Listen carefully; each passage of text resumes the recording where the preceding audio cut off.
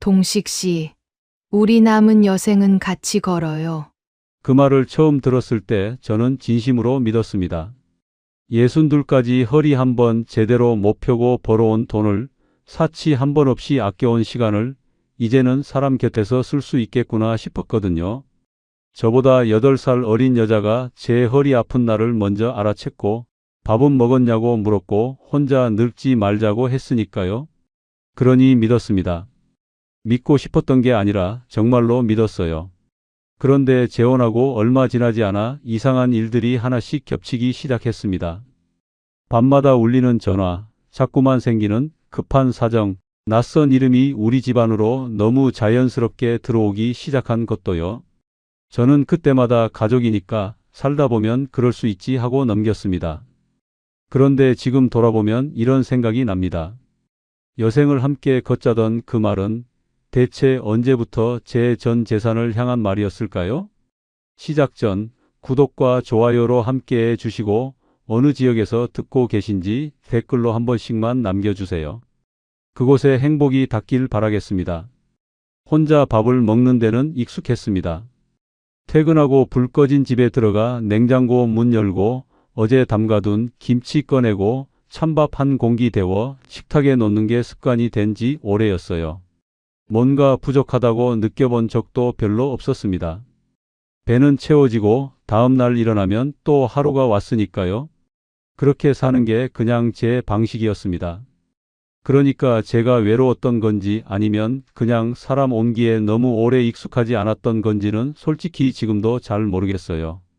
다만 분명한 건 하나입니다. 그날 그 여자가 제 허리를 먼저 알아챘을 때 뭔가가 움직였다는 거예요. 오래된 기계 부품처럼 굳어 있던 데서 무언가가 삐걱하고 돌아가기 시작한 느낌이랄까요? 저는 62까지 조선소 하청과 설비 보수 일을 했습니다. 몸으로 때우는 일이었어요. 무거운 걸 들고 좁은 데 기어 들어가고 여름엔 쇳덩이 열기 속에서 땀을 쏟았습니다. 은퇴하고 나서도 가만히 있질 못하고 건물 관리 일을 맡았어요. 큰 돈은 아니었지만 앉아서 받는 돈이 손에 안 익었거든요. 몸을 써야 제대로 번 것 같은 기분이 들었으니까요. 그렇게 악착같이 살았습니다. 사치를 부려본 적이 없습니다. 옷도 신발도 오래 신고 외식은 국밥집이면 충분했고 여행이라는 건 딸 지연이 어릴 때 바다 한번 데려간 게 마지막이었어요. 그렇게 살다 보니 적금도 차곡차곡 쌓였고 퇴직금 일부도 건드리지 않고 뒀고 혼자 살던 소형 아파트도 정리하면 얼마가는 손에 쥘 수 있었습니다. 많은 건 아니었지만 평생 허투루 쓰지 않아서 모은 돈이었어요. 그게 자랑은 아니어도 그냥 저한테는 버텨온 시간이었습니다. 복지관 문화 강좌가 끝나고 근처 국밥집에 들어갔을 때였습니다. 워낙 오래 일하다 보니 허리 한쪽이 늘 결려서 앉을 때 자연히 손을 짚게 됩니다. 그날도 별 생각 없이 그러고 있었는데 맞은편 자리 여자가 말없이 의자 하나를 당겨줬어요. 요란하게 어디 불편하세요? 하는 것도 아니고 눈을 마주치며 제가 도와드릴게요 하는 것도 아니었습니다. 그냥 조용히 자연스럽게 당겨줬어요. 마치 오래 알던 사람처럼. 저는 순간 어떻게 반응해야 할지 몰랐습니다. 고맙다고 했고 잠깐 눈이 마주쳤고 그게 다였습니다. 국밥 한 그릇 먹으면서 짧게 말을 몇 마디 나눴어요. 한서윤이라고 했습니다. 저보다 8살 아래였고 요란한 구석 없이 또렷한 인상을 가진 사람이었습니다. 밝지도 않고 어둡지도 않고 그냥 차분하게 앉아있는 사람. 연락처를 주고받고 헤어졌습니다. 집에 오는 버스 안에서 저는 그 사람이 한 행동을 몇 번 다시 생각했어요. 의자를 당겨주는 게 뭐 그리 대단한 일이냐 싶겠지만 저한텐 오랜만이었거든요. 제 몸 상태를 먼저 알아챈 사람이, 먼저 뭔가를 해준 사람이. 그게 이상하게 오래 남았습니다. 며칠 뒤였어요. 서윤 씨한테 문자가 왔습니다. 그날 보니까 허리 많이 불편하신 것 같더라고요. 이게 좀 도움이 될까 해서요. 찜질팩이었어요. 택배로 보낸 게 아니라 직접 들고 왔습니다. 복지관 앞에서 잠깐 건네주고 바로 갔어요. 오래 있지도 않았고 차 한 잔 마시자는 말도 없었습니다. 그냥 주고 갔어요. 저는 그 찜질팩을 허리에 대고 방에 누웠습니다. 천장을 보다가 눈을 감았어요. 이상하게 코끝이 찡했습니다. 허리가 따뜻해서인지 아니면 다른 이유에서인지는 그때도 몰랐어요. 그냥 오랜만에 누군가 챙김을 받은 것 같은 느낌이었습니다. 그게 그렇게 크게 다가올 줄은 몰랐거든요. 그 뒤로 소윤 씨는 자주 연락했습니다. 밥은 먹었냐고, 날이 추워지는데 내복은 챙겼냐고, 이번 주 복지관 나오냐고. 요란하지 않고 끈적하지도 않았어요. 그냥 자연스러웠습니다. 억지로 맞춰주는 느낌이 아니라 원래 그런 사람인 것처럼요. 어느 날은 제가 냉장고를 열었더니 반찬 2통이 들어와 있었습니다. 언제 다녀간 건지도 몰랐어요. 냉장고 문 안쪽에 메모가 하나 붙어 있었습니다. 맵지 않게 만들었으니 허리약이랑 같이 드세요. 글씨가 작고 반듯했어요. 저는 그 메모를 꽤 오래 들고 있었습니다. 그냥 내버려 두기가 좀 그랬어요. 서윤 씨가 처음으로 저녁을 같이 먹으러 온 날이 있었습니다. 국을 직접 끓여서 냄비째 들고 왔어요. 된장국이었는데 냄새가 나는 순간부터 저는 이상하게 긴장이 풀렸습니다.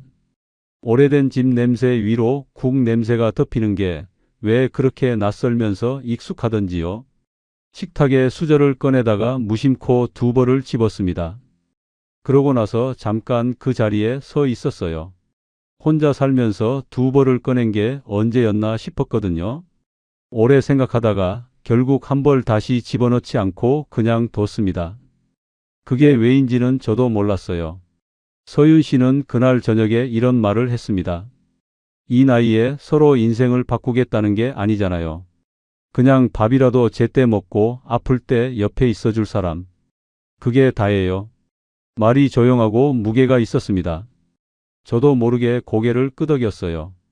사실 저도 딱 그 정도를 원했거든요. 더도 말고 덜도 말고 밥 한 끼 같이 먹을 사람. 불 꺼진 집에 먼저 들어가지 않아도 될 사람. 그게 다였습니다. 그러니까 그 말이 그렇게 정확하게 꽂혔겠죠. 그 뒤로 몇 달이 흘렀습니다. 같이 복지관도 다니고 가끔 시장도 걷고 날 좋은 날엔 공원 벤치에 나란히 앉아 있기도 했습니다. 서윤 씨는 억지로 뭔가를 만들어내려 하지 않았어요. 그냥 옆에 있었습니다. 그게 제일 좋았어요.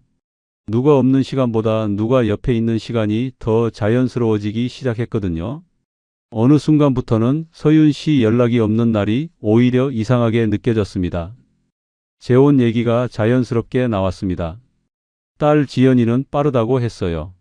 아빠 만난 지 얼마나 됐다고 벌써 그 얘기야. 좀 더 알고 나서 해도 늦지 않잖아. 저는 지연이 말이 틀린 건 아니라는 걸 알았습니다. 그래도 그때 저는 이미 기울어 있었어요. 되돌리고 싶다는 생각이 들지 않았습니다. 아니, 솔직히 말하면 되돌리기가 무서웠는지도 모릅니다. 다시 혼자가 되는 게요? 재혼을 결심하고 며칠 뒤 서윤 씨가 조심스럽게 말을 꺼냈습니다. 동식 씨, 새로 시작하려면 짐을 좀 털어야죠. 당신 집도 오래됐고 제 전셋집도 계약이 복잡하게 얽혀 있어요. 둘이서 새로 맞춰 들어갈 집을 알아보는 게 낫지 않겠어요?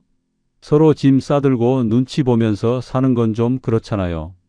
말이 맞는 것 같았습니다. 어차피 재혼을 하면 합쳐야 하는 게 맞으니까요.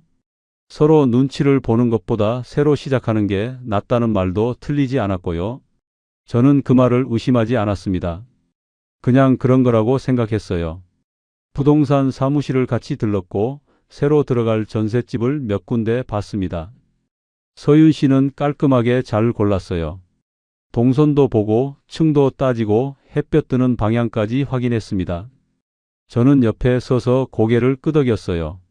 사실 그런 것보다는 서윤 씨가 자기 살 집을 고르듯 꼼꼼하게 보는 모습이 더 눈에 들어왔거든요. 이 사람이 진심이구나 싶었습니다. 집이 정해지자 서류가 움직이기 시작했습니다. 제가 혼자 살던 소형 아파트를 처분해야 했어요. 보증금과 계약금을 먼저 맞춰야 했고 날짜도 빠르게 잡혔습니다. 저는 평생 살던 집 열쇠를 부동산에 맡기던 날 이상하게 아무 말도 나오지 않았습니다. 서류 봉투를 들고 은행으로 갔어요. 창구 직원이 잔액 화면을 보더니 아무렇지도 않게 말했습니다. 큰돈 움직이시네요.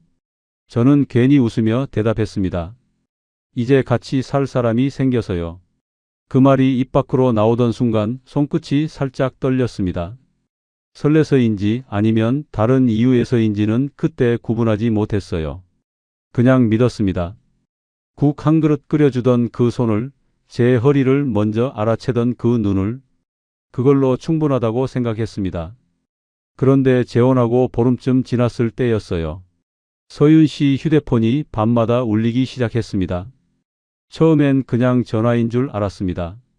밤 10시가 넘어서 울리는 전화가 며칠째 이어지길래 저는 서윤 씨 지인 중에 야행성인 사람이 있나 보다 싶었어요. 물어보지도 않았습니다. 재혼한 지 얼마 안 됐고 서로 살던 방식이 다른데 밤 전화 한 번 가지고 뭐라 할 수는 없잖아요. 저는 그냥 먼저 자는 척 누워 있었습니다. 그런데 며칠이 지나도 전화는 끊기지 않았어요. 서윤 씨는 받을 때마다 방으로 들어갔습니다. 목소리를 낮추고 문을 닫고 짧게 통화를 마치고 나오면 표정이 조금 달라져 있었어요. 뭔가를 억누르는 얼굴이랄까요? 저는 그때도 물어보지 않았습니다. 재혼한 사람한테 밤 전화 누구야 하고 다그치는 게 맞지 않는 것 같았거든요. 그냥 때가 되면 말하겠지 싶었어요. 때는 생각보다 빨리 왔습니다. 어느 밤이었어요. 설거지를 마치고 서윤 씨가 싱크대 앞에 그냥 서 있었습니다. 고무장갑을 낀 채로 벗지도 않고 그냥 서 있는 거예요. 물은 잠겼는데 몸이 안 움직이는 것 같은 자세였습니다. 저는 뭔가 이상하다 싶어서 다가갔어요. 무슨 일 있어요? 서윤 씨가 고개를 들었습니다. 울지는 않았어요. 눈이 좀 붉었는데 소리 내서 운 건 아니었습니다. 그냥 꾹 눌러 참은 얼굴이었어요. 준호 때문에요. 준호는 서윤 씨 아들이었습니다. 자동차 외형 복원 가게를 한다고는 들었어요. 재혼 전에 한번 짧게 인사를 나눴는데 예의 바르고 조용한 인상이었습니다. 그때는 특별히 신경 쓸 게 없어 보였어요. 가게 임대료가 석 달째 밀렸대요. 거래처 대금도 엉켜서 차를 빼지도 못하게 됐다고 하고요. 이번 달만 어떻게 넘기면 된다는데 서윤 씨는 말을 다 잊지 못했습니다. 당신 돈 달라는 거 아니에요. 그냥 엄마라서 모른 척을 못하겠어요. 이번 달만 넘기면 된다고 하는데 저한테도 지금 손에 쥔 게 없어요. 저는 그 말을 들으면서 현관 쪽을 봤습니다. 걸려있는 점퍼가 눈에 들어왔어요. 별 생각이 있었던 건 아닌데 손이 먼저 점퍼 쪽으로 갔습니다. 자연스럽게요. 나중에 생각해보면 그 순간이 이상했어요. 돈 얘기를 꺼낸 건 서윤 씨였는데 움직인 건 저였거든요. 그 구조가 그때는 보이지 않았습니다. 얼마나 필요한데요? 서윤 씨가 숫자를 말했습니다. 많지 않았어요. 적금 깰 것도 없고 ATM에서 뽑으면 되는 액수였습니다. 저는 그냥 그렇게 생각했어요.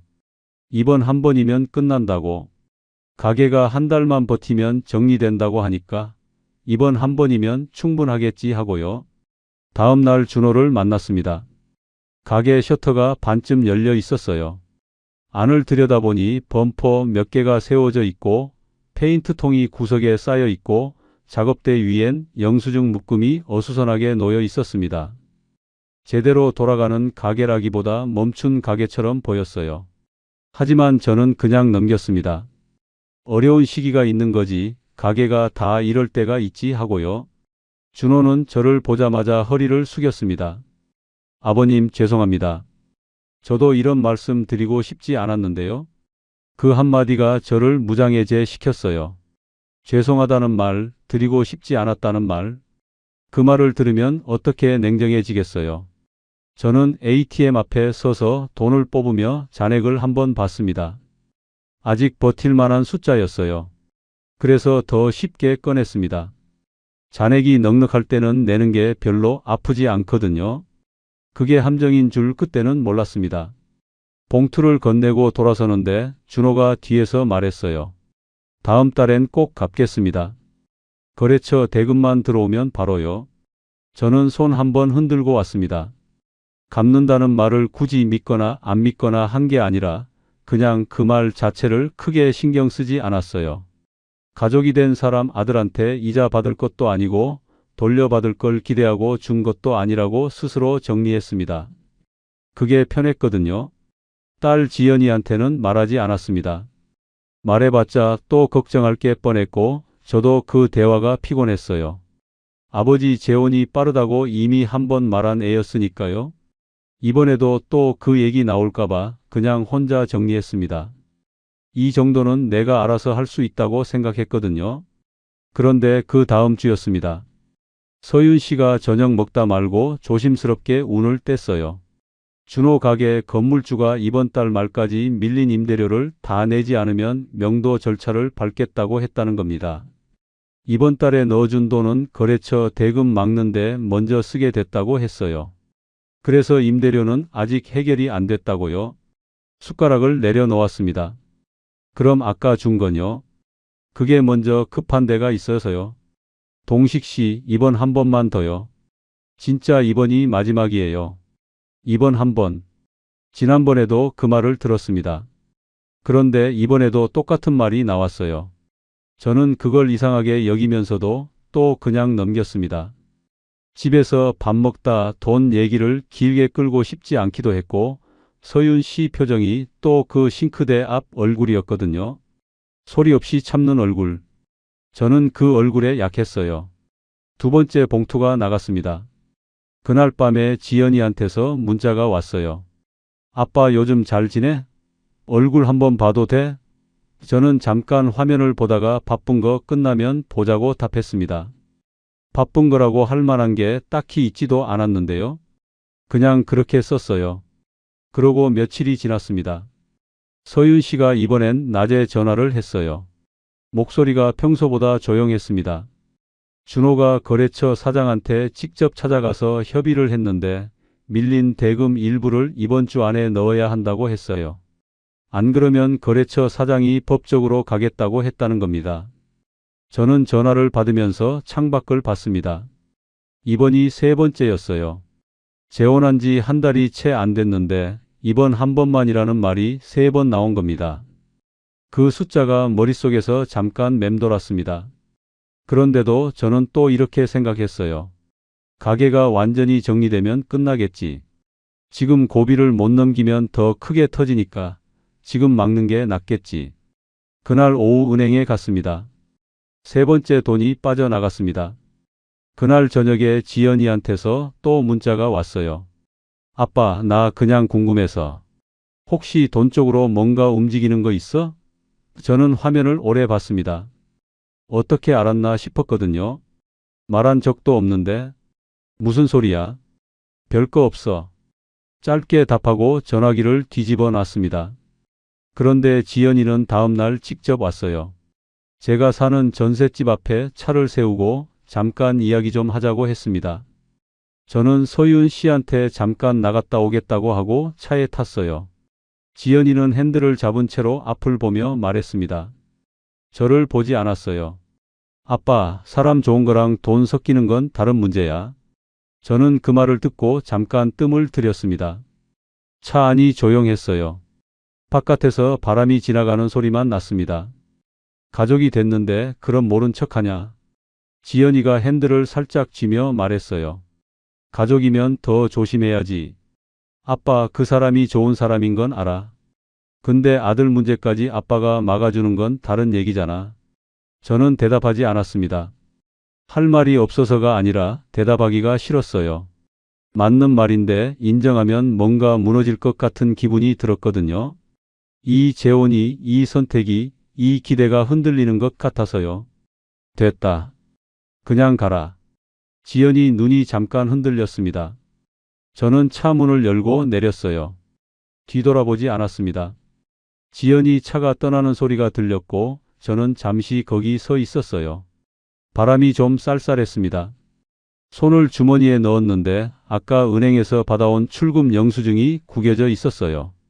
꺼내지 않고 그냥 다시 밀어 넣었습니다. 집으로 들어갔습니다. 서윤 씨는 소파에 앉아 텔레비전을 보고 있었어요. 어디 갔다 왔어요? 저는 그냥 바람 좀 쐬고요 하고 방으로 들어갔습니다. 누웠는데 잠이 오지 않았어요. 이번 한 번이 세 번이 됐고 3번 동안 지연이와 처음으로 금이 갔습니다. 그게 머릿속에서 같이 돌았어요. 잠이 들려고 눈을 감으면 지연이 차가 떠나던 소리가 들렸습니다. 그런데 그게 끝이 아니었어요. 며칠 뒤 서윤 씨가 입을 열었습니다. 이번엔 전셋집 쪽에서 문제가 생겼다고 했습니다. 전셋집 얘기가 나온 건 준호 가게 문제가 아직 채 가라앉지도 않은 때였습니다. 저는 그때 이미 3번 돈을 꺼낸 상태였어요. 많다면 많고 적다면 적은 액수였지만 한 번 꺼낼 때마다 뭔가 조금씩 달라지는 느낌이 있었습니다. 처음엔 그냥 이번 한 번이라고 생각했는데 3번이 되고 나니까 이번 한 번이라는 말이 조금 다르게 들리기 시작했거든요. 그래도 저는 그냥 넘겼어요. 가게 문제가 마무리되면 끝나겠지 하고요. 그런데 서윤 씨가 꺼낸 건 가게 얘기가 아니었습니다. 동식 씨, 제 전셋집 쪽에서 연락이 왔어요. 저녁을 먹고 나서였어요. 서윤 씨가 식탁을 닦으면서 말을 꺼냈습니다. 행주질을 하면서 저를 보지 않고 말하는 방식이었어요. 뭔가 꺼내기 불편한 말을 할 때 사람들이 그러잖아요. 눈을 피하면서 손을 바쁘게 움직이는 거요. 보증금 일부를 먼저 맞춰야 한다고 했습니다. 집주인 쪽에서 사정이 생겨서 계약 조건이 바뀌었고 짐을 빼는 날짜도 당겨졌다고요. 원래 계획보다 빠르게 움직여야 한다고 했습니다. 저는 그 말을 들으면서 식탁 모서리를 봤어요. 그게 얼마나 돼요? 서윤 씨가 숫자를 말했습니다. 이번엔 가게 때와 달리 작은 액수가 아니었어요. 적금을 건드려야 하는 수준이었습니다. 저는 잠깐 말이 없었어요. 서윤 씨가 행주를 내려놓으며 말했습니다. 내가 재혼만 안 했어도 이런 일에 당신 손 안 벌렸을 텐데. 말을 흘렸어요. 끝까지 잊지 않고 그냥 흘렸습니다. 저는 그 말 끝에 오히려 책임감이 올라왔어요. 이상하죠? 돈을 달라는 말도 아닌데 재혼해서 미안하다는 말을 들으니 오히려 제가 뭔가 해야 할 것 같은 기분이 든 겁니다. 지금 생각하면 그게 참 교묘한 구석이 있었는데 그때 저는 그걸 몰랐어요. 어차피 우리 둘이 같이 살 집 구하려면 정리해야 하는 거 아니에요. 당신 전셋집도 빼고 내 집도 정리하고 새로 맞춰서 들어가면 되잖아요. 제가 먼저 그 말을 꺼냈습니다. 지금 다시 생각하면 왜 그 말을 제가 먼저 했는지 모르겠어요. 서윤 씨가 유도한 건지 제가 스스로 그 결론으로 달려간 건지 어느 쪽이든 결과는 같았어요. 다음 날 부동산 사무실 탁자 앞에 앉게 됐으니까요. 부동산 사무실은 동네 작은 가게였습니다. 창가에 매물 사진 몇 장이 붙어 있었고 안쪽 탁자엔 계약서, 양식이 놓여 있었어요. 사장이 자판기 커피를 2잔 내왔고 서윤 씨는 조용히 계약서를 살펴봤습니다. 저는 옆에 앉아서 서류 가장자리만 보고 있었어요. 도장을 찍기 전에 손끝에 땀이 찼습니다. 손바닥이 아니라 손끝이요. 서류 종이를 넘기는데 종이가 축축하게 젖을 정도였어요. 이상한 건 그 손끝 땀이 긴장 때문인지 불안 때문인지 구분이 안 됐다는 겁니다. 그냥 뭔가 크게 움직인다는 신호 같은 것만 느껴졌어요. 도장을 찍고 나왔습니다. 서윤 씨는 밖으로 나오면서 잘 됐다고 했어요. 목소리가 한결 가벼웠습니다. 저는 그게 좋아 보였어요. 저 때문에 짐이 풀렸다는 게 뿌듯했거든요. 지금 생각하면 그 뿌듯함이 참 허망하지만 그때는 진짜로 그랬습니다. 며칠 뒤 은행에 갔어요. 적금 만기가 아직 몇 달 남아 있었습니다. 중도 해지하면 이자가 대부분 날아가요. 창구 직원이 만기까지 기다리시는 게 낫지 않겠어요? 라고 했어요. 저는 잠깐 뜸을 들였습니다. 그래도 해지했습니다. 지금 막아야 할 게 있으니까요. 퇴직금 잔액도 일부 정리했습니다. 조선소 퇴직하면서 받아둔 돈 중에 건드리지 않으려고 아껴뒀던 부분이었어요. 몸 아프면 쓰려고, 나중에 어디 갑자기 목돈 쓸 일 있으면 쓰려고 남겨뒀던 거였는데 그걸 묶어서 같이 정리했습니다. 은행 대기실은 항상 비슷한 소리가 납니다. 번호표 뽑는 기계 소리, 번호 부르는 안내 방송, 창구에서 서류 넘기는 소리. 저는 그 소리들 사이에 앉아서 번호표를 들고 기다렸어요. 옆에는 노인 한 분이 통장을 정리하러 오신 것 같았고 반대편엔 젊은 여자가 서류 봉투를 들고 앉아 있었습니다. 아무도 저한테 관심이 없었어요.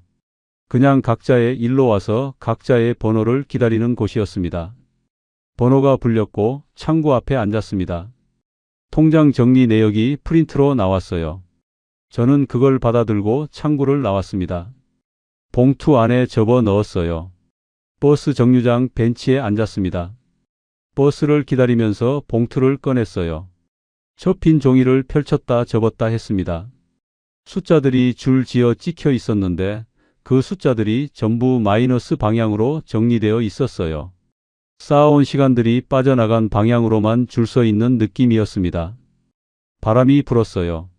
종이가 날릴 것 같아서 양손으로 잡았습니다. 버스가 와도 한동안 못 일어났어요. 한 대 그냥 보냈습니다. 다음 버스를 기다리면서 그 종이를 다시 접어 봉투에 넣었어요. 봉투를 꽉 쥐었습니다. 그게 돈이 아니라는 걸 그때 처음으로 느꼈습니다.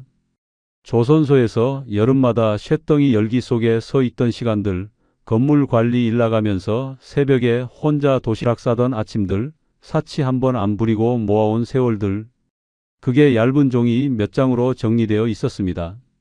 손에 쥔 봉투가 이상하게 가벼웠어요. 집에 돌아오는 길에 지연이한테서 전화가 왔습니다.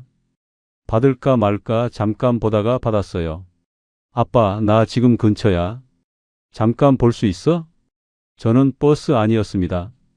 오늘은 좀 피곤하다고 했어요. 지연이가 잠깐 말이 없었습니다. 그러고 나서 조용히 물었어요. 아빠, 요즘 돈 많이 움직이는 거 아니야? 저는 창밖을 봤습니다. 버스가 정류장을 지나치는 중이었어요. 왜 그런 소리 해? 그냥요? 아버지 통장 쪽으로 뭔가 자꾸 움직이는 것 같아서. 내가 내 통장을 어떻게 알아? 몰라. 그냥 느낌. 저는 전화를 끊었습니다. 세게 끄는 건 아닌데 더 이야기하기가 싫었어요. 지연이 느낌이 맞았거든요. 맞는 말을 들으면 더 불편한 법이잖아요. 며칠 뒤 지연이가 직접 왔습니다. 이번엔 집 앞이 아니라 제가 자주 가는 국밥집 근처에서 기다리고 있었어요. 미리 연락도 없이요. 그냥 거기 있었습니다. 저는 보자마자 뭔가 작정하고 온 얼굴이라는 걸 알았어요. 지연이는 어릴 때부터 화가 나면 눈빛이 달라지는 애였거든요. 국밥집 안으로 들어가지도 않고 그냥 가게 앞 의자에 나란히 앉았습니다.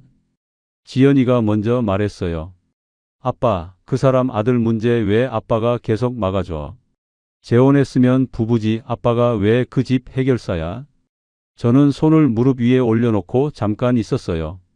살다 보면 그럴 수 있는 거야. 어려울 때 서로 도와주는 게 가족이잖아. 그게 처음 한 번이면 그렇지. 근데 계속이면 달라. 아빠 적금도 깼다는 거 알아? 저는 숨이 잠깐 막혔습니다. 지연이가 어떻게 알았는지는 몰랐어요. 말한 적이 없는데. 근데 알고 있었습니다. 내가 뭘 안다고 함부로 말하냐. 사람 사정은 살아봐야 아는 거야. 지연이가 입술을 닫았습니다. 반박하려다 참는 게 보였어요. 저는 그냥 일어섰습니다. 나 바쁘다. 아빠. 됐어. 걸어오는데 뒤에서 지연이가 말했습니다. 아빠가 그 사람 밀어내는 게 아니라 나를 밀어내고 있어. 저는 멈추지 않았습니다. 그냥 걸었어요.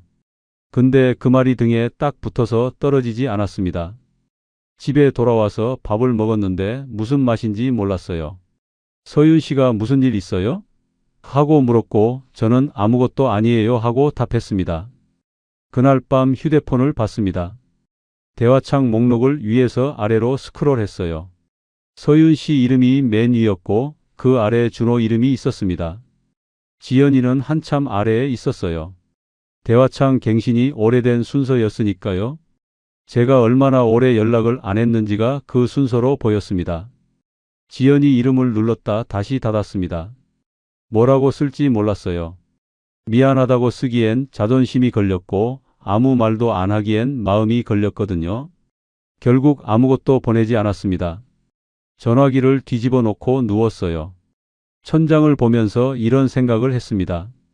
이 정도쯤 막아주면 이제 가게 문제도 끝나겠지. 전셋집도 정리됐고 임대료도 막았고 거래처 문제도 어느 정도 됐다고 했으니까 이제 진짜 마무리가 되는 거겠지 하고요. 그런데 그때 어딘가에서 걸리는 게 있었습니다. 이번 한 번이 세 번이 됐을 때도 이렇게 생각했거든요. 이번이 마지막이겠지 하고. 그런데 지금 또 이렇게 생각하고 있는 겁니다. 눈을 감았습니다. 잠이 들기 전 준호가 마지막으로 한 말이 떠올랐어요. 다음 달엔 꼭 갚겠습니다. 그 말이 얼마나 지났는지를 그제야 세어봤습니다. 다음 달은 이미 지나 있었어요. 갚은 돈은 없었습니다. 그런데도 저는 그냥 잠들었어요. 그게 더 이상했습니다. 그 사실을 알면서도 그냥 눈을 감을 수 있었다는 게요. 뭔가를 알면서도 외면하는 게 습관이 되어가고 있다는 걸 그때는 몰랐습니다. 그러던 어느 날이었어요. 준호가 현관 비밀번호를 누르고 들어왔습니다. 초인종도 없이요. 언제 번호를 알려줬는지 저는 기억이 나지 않았습니다. 준호가 초인종 없이 들어온 건 그날이 처음이었습니다. 현관 비밀번호 누르는 소리가 들리고 문이 열리고 준호가 신발을 벗으며 어머니, 저예요 하고 들어왔어요. 저는 거실 소파에 앉아 있다가 그 장면을 그냥 봤습니다. 뭔가 말하려다가 그냥 뒀어요. 서윤 씨가 왔어? 하고 주방에서 나오는 게 너무 자연스러웠거든요. 마치 원래 그런 집이었던 것처럼요. 저는 그날 아무 말도 하지 않았습니다. 비밀번호를 언제 알려줬는지 기억이 나지 않았어요. 제가 알려준 건지 서윤 씨가 알려준 건지도 몰랐습니다. 따져 물을 수도 있었는데 그러면 옹졸한 사람처럼 보일 것 같았어요. 재혼한 아내 아들이 집에 드나드는 걸 가지고 비밀번호 누가 줬냐고 따지는 게 그렇잖아요. 그래서 그냥 넘겼습니다. 그게 시작이었어요. 처음엔 일주일에 한 번이었습니다. 그러다 며칠에 한 번이 됐어요. 나중엔 거의 매일이 됐습니다. 준호가 드나드는 게 이상한 일이 아니라 그냥 일상이 되어버린 거예요. 저도 모르는 사이에요. 어느 날 현관 신발장을 열었습니다. 제 작업화 옆에 준호 운동화가 들어와 있었어요. 크고 흰 운동화였는데 신발장 한 칸을 차지하고 있었습니다. 저는 그걸 보고 잠깐 섰다가 그냥 닫았어요. 신발 하나 가지고 뭔 소리냐 싶었거든요. 그냥 넘겼습니다. 주방 컵장도 달라져 있었어요. 준호 커피잔이 생겼습니다. 머그컵인데 검은 바탕에 영어 글씨가 적힌 거였어요. 누가 사다 놓은 건지 아니면 준호가 들고 온 건지 몰랐습니다. 그냥 어느 날 거기 있었어요. 저는 그 컵 옆에 제 낡은 머그를 놓으면서 아무 말도 안 했습니다. 안방 붙박이장도 조금씩 달라졌어요. 제 양복 한 벌이 없어졌습니다. 없어진 게 아니라 옮겨진 거였는데 안방 붙박이장에서 베란다 옷걸이 쪽으로 옮겨져 있었어요. 서윤 씨가 짐 정리하다 보니 자리가 좀 빡빡해서요 라고 했습니다. 저는 그러라고 했어요. 양복을 자주 입는 것도 아니고 베란다 옷걸이도 나쁘지 않으니까요. 그게 그렇게 대수로울 게 없다고 생각했습니다. 근데 이상한 건 그 뒤로 베란다에 나갈 때마다 기분이 좀 이상했어요. 딱히 설명하기 어려운 기분인데 그냥 뭔가 밀려난 느낌이랄까요? 제 물건이 제 자리에 없다는 느낌요. 그런데도 아무 말을 안 했습니다. 식탁 위 대화도 달라졌습니다. 처음엔 저와 서윤 씨 얘기로 시작되는 저녁이 있었어요. 오늘 어땠냐? 뭐 먹고 싶냐? 허리는 좀 어떻냐? 그런 말들이 식탁 위에 있었습니다. 그런데 준호가 자주 오기 시작하면서부터 식탁 위 대화가 바뀌었어요. 준호 가게, 준호 카드, 준호 거래처. 셋이 앉아 있는데 대화가 전부 준호 중심으로 돌았습니다. 저는 그 식탁에서 밥을 먹으면서 제 얘기를 거의 하지 않게 됐어요. 굳이 끼어들 자리가 없었거든요. 그냥 먹고 일어났습니다. 매번요. 마트에 간 건 서윤 씨가 장 좀 봐달라고 해서였습니다. 목록을 받아서 카트를 끌고 다녔어요. 오래 걸리지 않는 일이었습니다. 계산대 앞에 섰고 물건을 올려놓고 카드를 건넸어요. 기계에서 소리가 났습니다. 승인 거절이었어요. 직원이 다시 한번 해보세요 하며 단말기를 건넸습니다. 저는 카드를 다시 꽂았어요. 또 거절이 났습니다. 뒤에 사람이 2명 서 있었어요. 직원이 큰 소리를 낸 것도 아닌데 등 뒤에서 시선이 느껴졌습니다. 목이 뜨거워졌어요. 다른 카드를 꺼냈습니다. 그 카드로는 됐어요. 영수증을 받아들고 계산대를 나왔는데 얼굴이 좀 달아올라 있었습니다. 사람들 앞에서 카드가 안 되는 게 그렇게 창피할 일은 아닌데 저한테는 아팠어요. 평생 그런 일 없이 살았거든요. 카드 긁는데 거절 나는 일이요. 약국에 들렀습니다. 허리약을 사러요. 진열대에서 약통을 집어들었는데 가격표를 봤습니다. 2통을 사려고 했는데 1통만 집어들었어요. 괜히 계산이 됐습니다. 지금 이거 2통 사면 저녁에 또 뭔가 나갈 수 있고 다음 주에도 쓸 데가 생길 수 있고 그래서 1통만 샀습니다. 약봉지를 들고 약국을 나오면서 이상한 생각이 들었어요. 제 몸 약을 줄이고 있다는 게요? 허리가 아파서 약을 사러 온 건데 돈 계산하면서 1통만 산 겁니다. 생활이 무너지는 게 큰돈이 빠질 때가 아니라 이렇게 자기 약을 줄이는 순간부터라는 걸 약국 문을 나서면서 처음으로 느꼈습니다. 근데 그때도 저는 그냥 집으로 갔어요. 준호 가게를 완전히 정리하는 날이 왔습니다. 서윤 씨가 전날 밤에 말했어요. 동식 씨, 내일 준호 가게 짐 좀 빼야 하는데 같이 가줄 수 있어요? 저는 알겠다고 했습니다. 마지막으로 목돈이 한 번 더 들어갔어요. 밀린 비용을 정리하고 보증금 일부를 처리하고 이것저것 막는 데 썼습니다. 이번이 진짜 마지막이라고 서윤 씨가 말했어요. 저는 그 말을 들으면서 고개를 끄덕였습니다. 그 말을 몇 번째 듣는 건지는 세지 않았어요. 가게 앞에 도착했습니다. 셔터가 내려가 있었어요. 한쪽에 박스가 몇 개 쌓여 있었고 준호가 전화를 하면서 서 있었습니다. 서윤 씨는 안에서 종이 상자를 들고 나왔다 들어갔다 했어요. 저도 뭔가 거들려고 안으로 들어가려는데 준호가 전화를 끊으면서 저를 봤습니다. 낮고 조용한 목소리로 말했어요. 아버님은 잠깐 밖에 계시는 게 낫겠어요. 여기 잘 모르시잖아요. 별 감정 없이 한 말이었을 겁니다. 그냥 바쁘니까 저리 있으라는 말이었겠죠. 근데 그 말이 귀에 박혔습니다. 여기 잘 모르신다는 말이요. 이 가게를 살린다고 제 돈이 들어간 건데 현장에선 모르는 사람 취급을 받은 겁니다. 저는 아무 말도 하지 않았어요. 그냥 뒤로 물러났습니다. 가게 옆 편의점에 들어가서 캔커피를 하나 뽑았어요. 문 밖에 플라스틱 의자가 있었습니다. 거기 앉았어요. 캔을 따지 않고 그냥 손에 쥐고 있었습니다. 차가웠어요. 손이 떨리는 건지 캔이 차가운 건지 구분이 안 됐습니다. 가게 쪽을 봤습니다. 준호가 전화를 또 하고 있었어요. 서윤 씨는 상자를 날랐습니다. 둘이 바빴어요. 저는 의자에 앉아서 그걸 봤습니다. 돈을 낸 사람은 저인데 그 현장에서 제일 바깥에 서 있는 사람도 저였어요. 캔커피를 한 모금 마셨습니다. 별 맛이 없었어요. 하늘이 흐렸는데 비는 안 왔습니다. 바람이 좀 불었고 편의점 간판이 삐걱거렸어요. 저는 거기 한참 앉아 있었습니다. 짐 정리가 끝나고 서윤 씨가 나왔어요. 고생했어요. 이제 다 됐어요. 저는 일어서면서 그래요 하고 말했습니다. 준호는 짐을 실으면서 저한테 짧게 고개를 숙였어요. 저도 고개를 끄덕였습니다. 오는 길에 셋이 같이 차를 탔어요. 준호가 운전했고 서윤 씨가 조수석에 앉았고 저는 뒷자리에 앉았습니다. 앞에서 둘이 낮게 이야기를 나눴어요. 가게 짐 어디 맡기는지, 나중에 어떻게 할 건지. 저는 창밖을 봤습니다. 아무 말도 하지 않았어요. 할 말이 없었거든요. 아니, 있었는데 꺼낼 자리가 없었습니다. 집에 돌아왔을 때 피곤했어요. 뭘 해서 피곤한 게 아니었습니다. 그냥 지쳐 있었어요.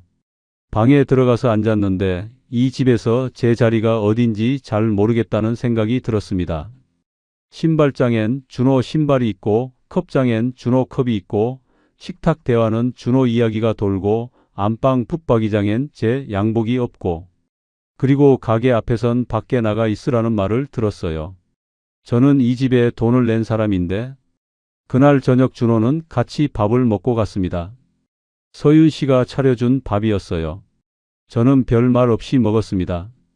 준호가 수저를 내려놓으면서 말했어요. 이제 가게 문제는 정리됐으니까 좀 쉬어야겠어요. 저는 그 말을 들으면서 밥을 씹었습니다. 쉬어야겠다는 말이 이렇게 편하게 나오는구나 싶었어요. 준호가 나가고 나서 서윤 씨가 설거지를 했어요. 저는 거실에 앉아 있었습니다. 물 흐르는 소리가 들렸어요. 텔레비전을 틀었는데 뭐가 나오는지 안 들어왔습니다. 리모컨을 들고 있다가 그냥 껐어요. 조용했습니다. 그때였어요. 서윤 씨 방에서 전화 소리가 났습니다. 서윤 씨가 설거지를 멈추고 손을 닦더니 방으로 들어갔어요. 문이 반쯤 닫혔습니다. 처음엔 그냥 있었어요. 그런데 서윤 씨 목소리가 낮게 들렸습니다. 무슨 말을 하는지는 잘 안 들렸어요. 그러다 한마디가 흘러나왔습니다. 준호 목소리였어요. 방금 나간 사람인데 전화를 한 겁니다. 저는 숨을 죽였습니다. 한 문장이 들렸어요. 짧고 낮고 그런데 또렷하게요. 그 말 때문에 그날 밤 저는 오래 잠을 못 잤습니다. 그날 밤 들은 말은 많지 않았습니다. 문이 반쯤 닫혀 있었고 저는 거실 소파에 앉아 있었어요. 텔레비전도 꺼져 있었고 물 흐르는 소리도 멈춰 있었으니까 집 안이 조용했습니다. 그 조용함 속에서 서윤 씨 목소리가 낮게 들렸어요. 무슨 말인지 다 들리진 않았습니다. 그러다 잠깐 사이가 생기더니 준호 목소리가 겹쳤어요.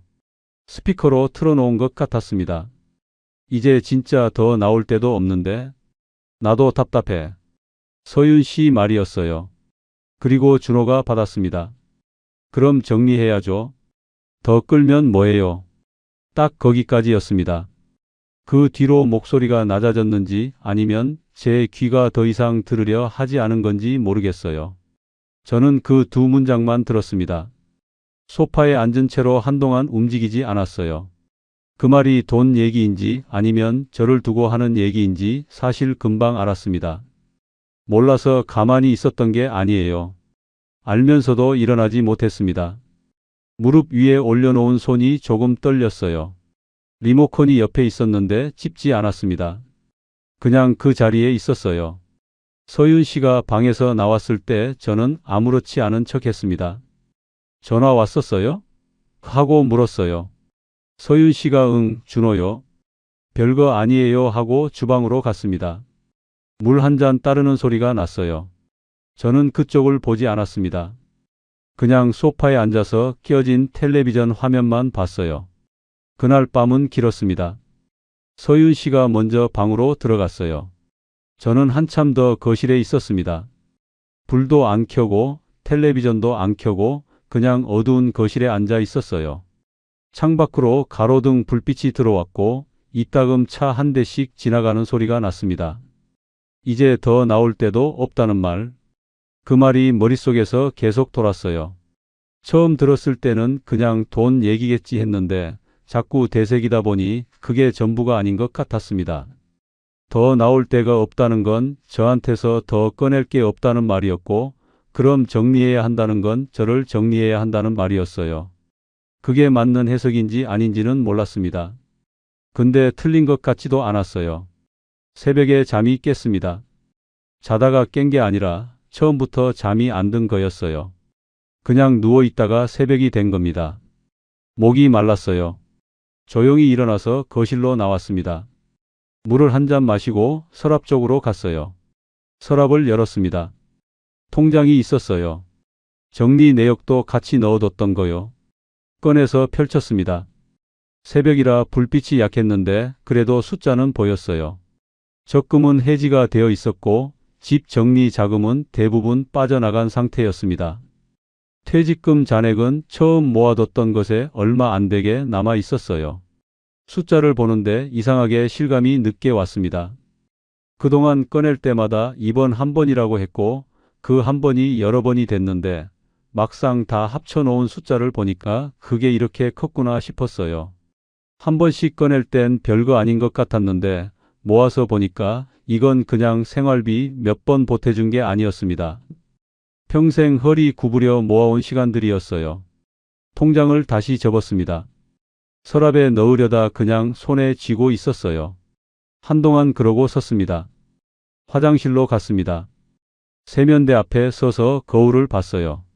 새벽 불빛 아래서 제 얼굴이 낯설었습니다. 며칠 사이에 늙은 것 같았어요. 땀이 꺼졌고 눈밑이 어두웠고 면도를 며칠 안 했는지 수염이 거칠게 올라와 있었습니다. 제 얼굴인데 이상하게 낯선 사람 얼굴 같았어요. 면도 거품을 짜서 얼굴에 발랐습니다. 면도기를 들었는데 손이 멈췄어요. 거울 속 얼굴을 보다가 세면대 가장자리를 두 손으로 잡았습니다. 차가웠어요. 그 차가운 게 손바닥 전체로 올라왔는데 이상하게 그게 좀 났습니다. 정신이 드는 느낌이랄까요? 거울을 보면서 이런 생각이 들었어요. 돈보다 더 크게 느껴지는 게 있었습니다. 이 집 안에서 제 이름이 쓸모를 다했다는 감각이요. 강동식이라는 사람이 여기서 무슨 역할인지를 생각해 봤을 때 돈을 내는 사람. 그게 다였습니다. 밥을 같이 먹어도 대화는 준호 얘기였고 집에 와도 신발장부터 컵장까지 준호 자리가 먼저였고 가게 앞에서도 밖에 나가 있으라는 말을 들었어요. 그리고 어젯밤엔 문틈으로 그 말을 들었고요. 면도 거품을 씻어냈습니다. 면도는 하지 않았어요. 그냥 수건으로 얼굴을 닦고 나왔습니다. 아침이 됐고 서윤 씨가 밥을 차렸어요. 저는 식탁에 앉았습니다. 서윤 씨는 평소처럼 국을 떠다 주고 반찬을 옮기고 자리에 앉았어요.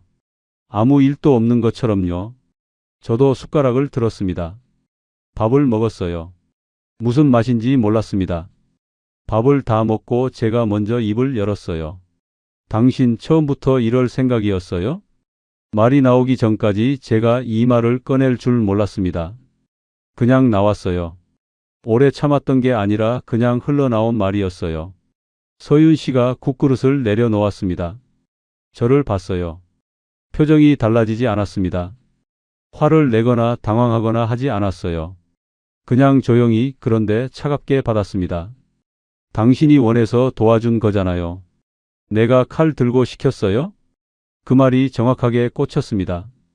틀린 말이 아니었거든요. 저는 누가 강요해서 한 게 아니었어요. 매번 제가 먼저 점퍼를 집어들었고, 제가 먼저 ATM 앞에 섰고, 제가 먼저 부동산 서류에 도장을 찍었습니다. 그러니까 서윤 씨 말은 사실이었어요. 근데 그게 더 아팠습니다. 사실이니까요? 아니라고 반박할 수가 없었어요. 저는 숟가락을 식탁에 내려놓았습니다. 뭔가를 더 말하려고 했는데 그때 준호 목소리가 들렸어요. 준호가 와 있었습니다. 언제 온 건지 몰랐어요. 현관 소리를 못 들었습니다. 식탁 의자에 앉아서 휴대폰을 보고 있었어요. 우리 대화를 듣고 있었는지 아닌지 모르겠지만 고개를 들지 않고 말했습니다. 감정적으로 그러지 마세요. 다 가족이라서 한 거잖아요. 가족. 그 단어가 귀에 걸렸습니다. 가족이라서 한 거라는 말을 들으면서 저는 처음으로 그 말의 속을 들여다봤습니다. 가족이라는 말이 이 집에서 어떻게 쓰였는지를요. 가게 임대료 밀렸을 때 가족이니까 막아줬고, 거래처 대금 엉켰을 때 가족이니까 꺼냈고, 전셋집 보증금 문제 생겼을 때도 가족이니까 도장 찍었습니다. 근데 그 가족이라는 말이 저한테 온 적은 없었어요. 저한테는 의무였고 저 사람들한테는 필요할 때 꺼내는 말이었습니다. 그 순간이었어요. 가족이라는 말이 저한테만 무게였고 저 사람들한테는 포장지였다는 게 보인 거요. 저는 자리에서 일어났습니다. 아무 말도 하지 않았어요. 방으로 들어가서 문을 닫았습니다. 세게 닫지 않았어요. 그냥 조용히 닫았습니다. 소리를 내면 지는 것 같았거든요. 지금 감정을 드러내면 제가 더 작아지는 것 같았어요. 방 안에 서 있었습니다. 한동안 그냥 서 있었어요. 앉지도 않고 눕지도 않고 그냥 서 있었습니다. 창밖으로 낮 햇살이 들어왔어요. 이상하게 밝았습니다. 이런 날 이런 생각을 하고 있다는 게 어울리지 않았어요. 휴대폰을 꺼냈습니다. 지연이 이름을 봤어요. 마지막 대화가 꽤 됐습니다. 제가 끄는 거였고 제가 밀어낸 거였어요. 지연이가 맞는 말을 했는데 저는 그게 싫어서 외면했습니다. 문자를 쓰려다가 뭐라고 해야 할지 몰랐어요. 미안하다고 쓰기엔 아직 뭔가 걸렸고 아무 말도 안 하기엔 이 방 안이 너무 조용했습니다. 결국 아무것도 보내지 않았어요.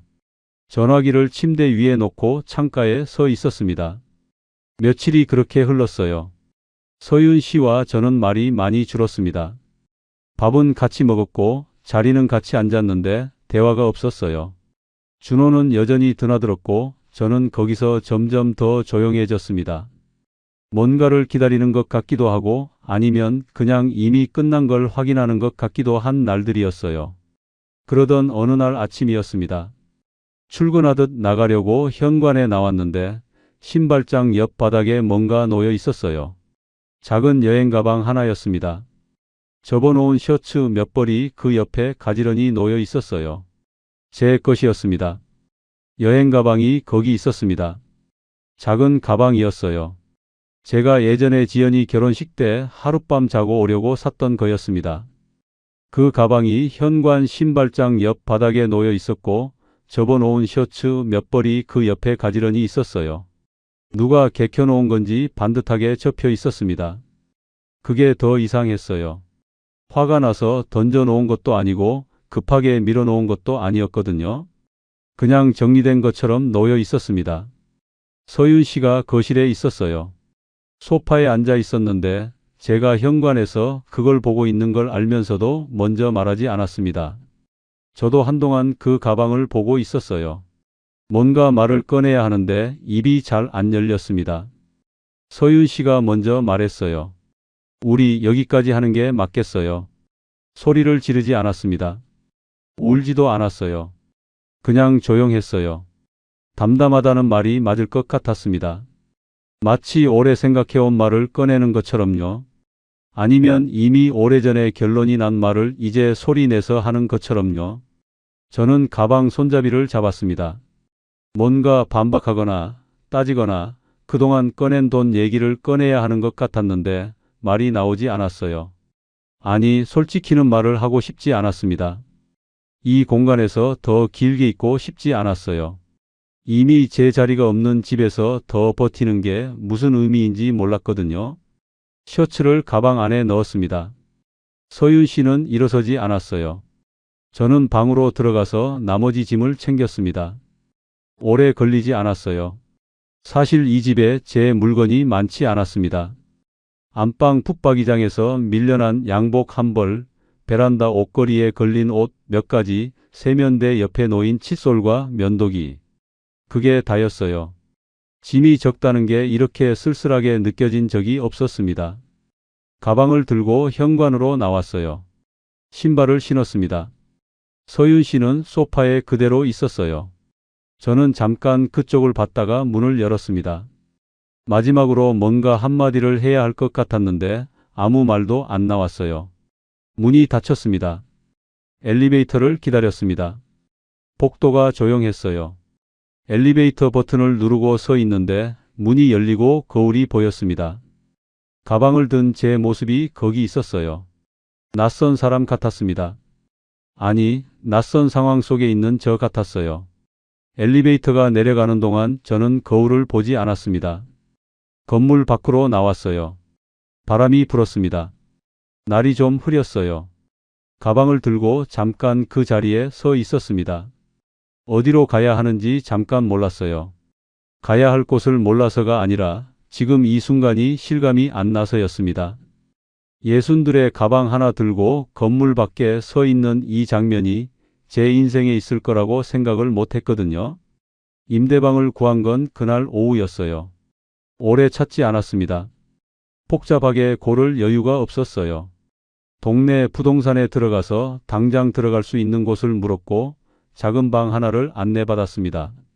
오래된 건물이었고 창이 작았고 복도 형광등이 낮에도 켜져 있었어요. 화난 게 이상하게 쓸쓸했습니다. 저는 그냥 계약했어요. 더 좋은 데를 고를 마음이 없었습니다. 짐을 풀었어요. 가방을 열었는데 셔츠 몇 벌, 양복 한 벌, 세면도구가 전부였습니다. 작은 방 한가운데 그걸 꺼내 놓으니까 방이 더 비어 보였어요. 저는 한동안 그 짐들을 보다가 그냥 침대에 앉았습니다. 아무것도 하고 싶지 않았어요. 배도 고프지 않았고 피곤하지도 않았습니다. 그냥 멍했어요. 이혼 절차는 빠르게 진행됐습니다. 마음이 끝난 쪽이 더 차분하다는 걸 그때 알았어요.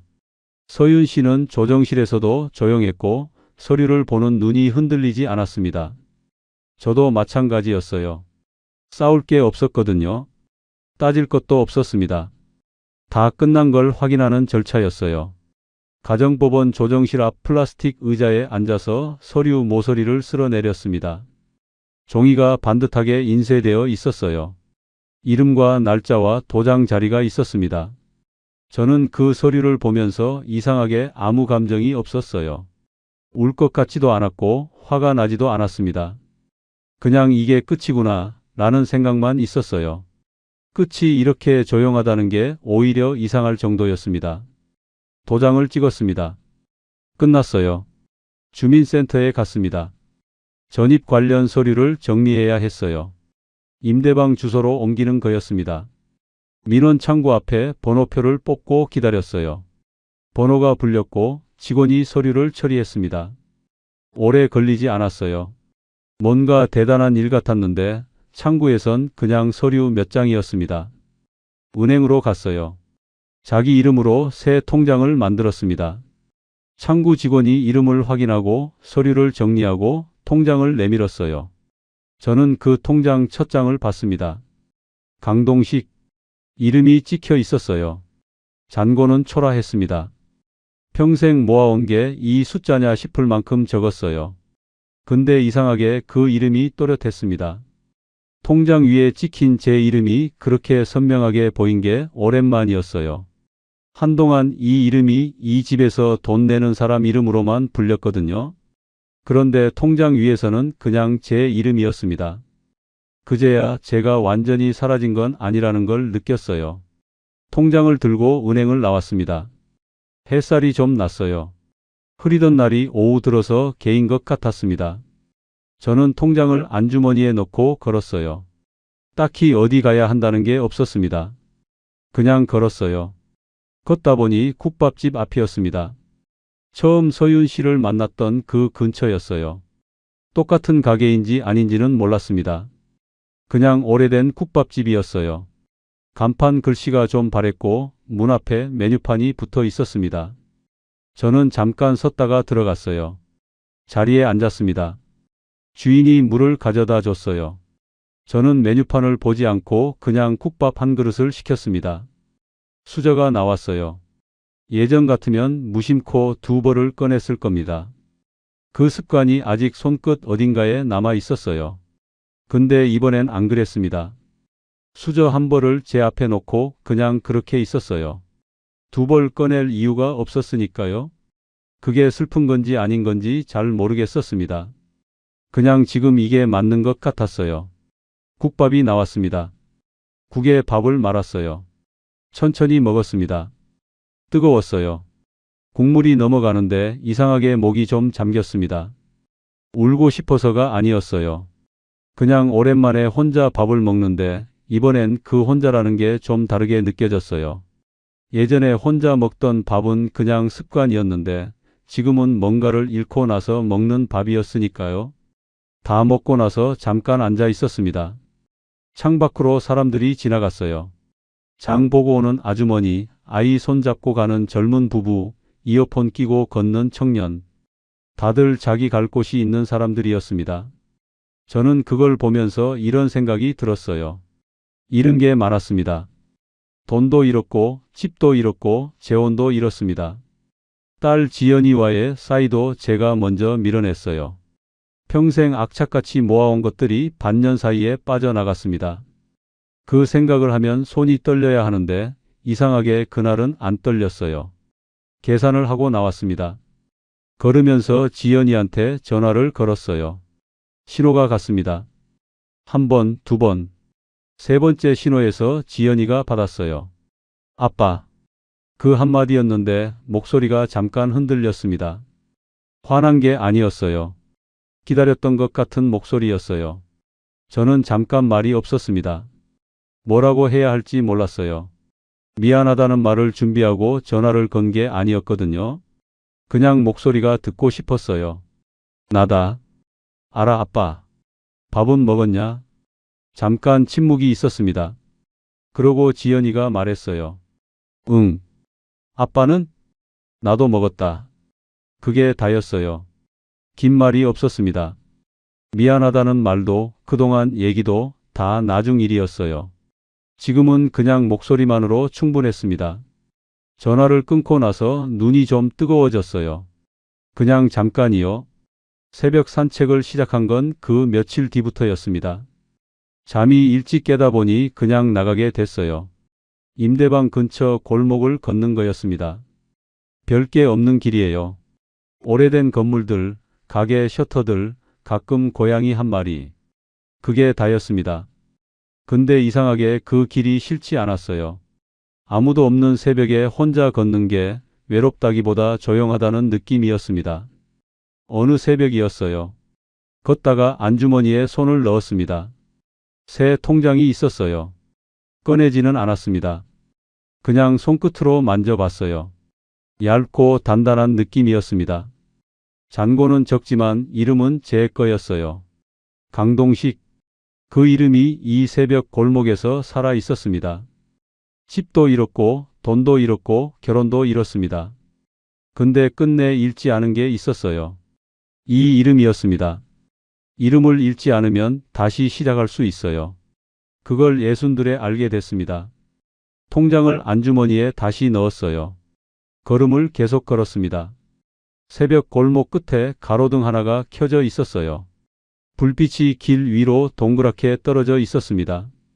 저는 그 불빛 쪽으로 걸어갔어요. 끝난 건 결혼이었고 끝난 건 그 집이었습니다. 제 인생은 아직 거기 있었어요. 끝까지 들어주셔서 감사합니다. 구독과 좋아요는 다음 이야기를 이어갈 힘이 됩니다. 그리고 주인공에게 한 줄 응원을 댓글로 남겨주시면 그 마음까지 함께 전해두겠습니다.